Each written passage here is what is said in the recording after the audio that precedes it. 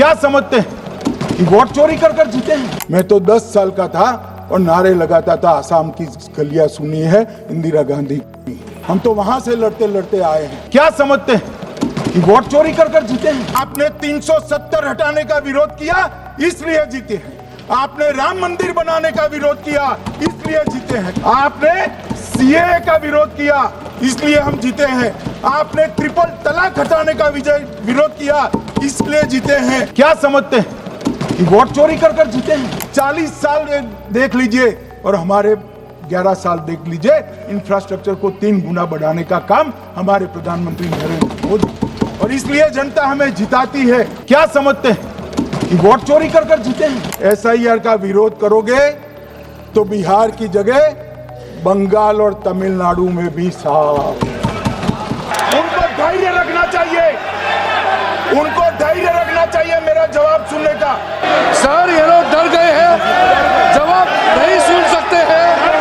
इतना दिनों से देश के सामने में झूठ फैला करके इन्होंने गुमराह करके चर्चा मंगा।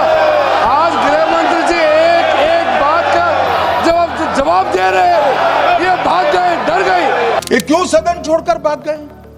मैं इनके सामने तो कोई बात भी नहीं कर रहा था, ना कांग्रेस पार्टी के सामने बात कर रहा था।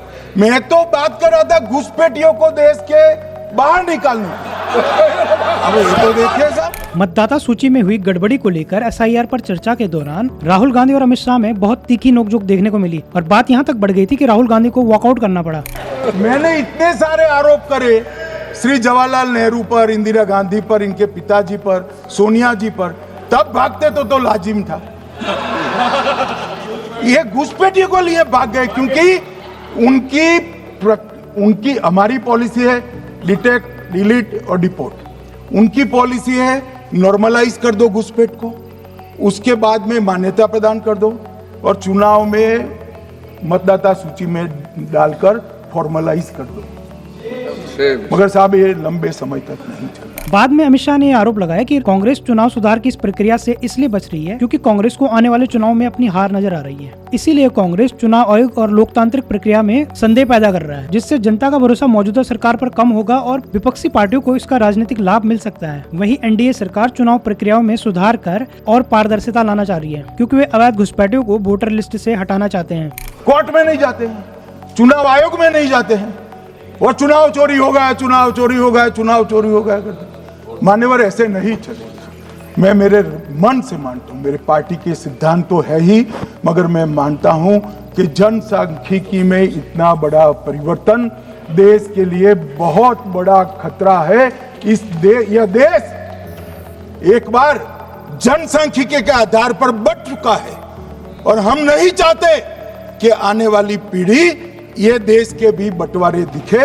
इसलिए ये बहुत जरूरी है कि इस देश से घुसपैठ को रोकना पड़ेगा। और अमित शाह ने साफ साफ कह दिया कि उनकी पार्टी का एक ही मंत्र है, अवैध घुसपैठियों को डिटेक्ट करो, डिलीट करो और फिर डिपोर्ट करो। यानी उनको पहले पहचानो, फिर हटाओ और फिर उनको बाहर निकालो। ये हमारे एनडीए का पॉलिसी है मान्यवर। डिटेक्ट मतलब ढूंढो, डिलीट करो, मतदाता सूची में नाम काटो और उनको डिपोर्ट। हम संवैधानिक प्रक्रिया कर डिटेक्ट, डिलीट और डिपोर्ट ये पूरा करेंगे। मान्यवर ये कहते हैं कि घुसपैठ हो रही है, भारत सरकार की जिम्मेदारी नहीं है। मान्यवर मैं आज बताना चाहता हूं, घुसपैठ हो रही है भारत बांग्लादेश की सीमा से। वहां पर कुल 2216 किलोमीटर बॉर्डर है, इसमें से 1653 किलोमीटर बॉर्डर बन चुकी है और 563 कहां बाकी रही है मान्यवर मालूम है? केवल और केवल एक राज्य बंगाल। आसाम का पूरा हो गया, मेघालय का पूरा हो गया, त्रिपुरा का पूरा हो गया, जम्मू कश्मीर का पूरा हो गया, पंजाब का पूरा हो गया, राजस्थान का पूरा हो गया, गुजरात का पूरा हो गया, खाली बंगाल का बाकी रखा है। और मैं आज कहना चाहता हूं टीएमसी के लोगों को भी, ये राहुल जी के साथ में रहकर घुसपैठिया बचाओ यात्रा बिहार में निकली, साफ हो गए। आप भी घुसपैठियों को बचाओगे तो वहां भारतीय जनता पार्टी का विजय तय। अब ये पूरा मामला राहुल गांधी के वोट चोरी को लेकर शुरू हुआ था, तो वॉकआउट कर राहुल गांधी ने बाहर प्रेस को बताया कि सरकार मूल सवालों पर चर्चा नहीं कर रही है, इसलिए उनको वॉकआउट करना पड़ा। क्या समझते हैं कि वोट चोरी कर जीते हैं? इस देश के इंफ्रास्ट्रक्चर को 40 साल देख लीजिए और हमारे 11 साल देख लीजिए, इंफ्रास्ट्रक्चर को 3 गुना बढ़ाने का काम हमारे प्रधानमंत्री नरेंद्र मोदी, और इसलिए जनता हमें जिताती है। और मैं तो अभी भी कहना चाहता हूं, चले गए हैं मान्यवर, मैं अभी भी कहना चाहता हूं, यार कांग्रेस पार्टी तुझे टिकट तो देती नहीं है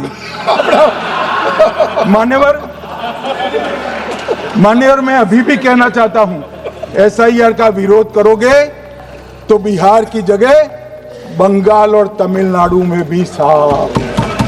अब इस पूरी वीडियो पर क्या सच्चाई है, आप कमेंट करके हमें बता सकते हैं। वीडियो अच्छा लगा तो लाइक कर सकते हैं और अच्छा नहीं लगा तो डिसलाइक जरूर करें।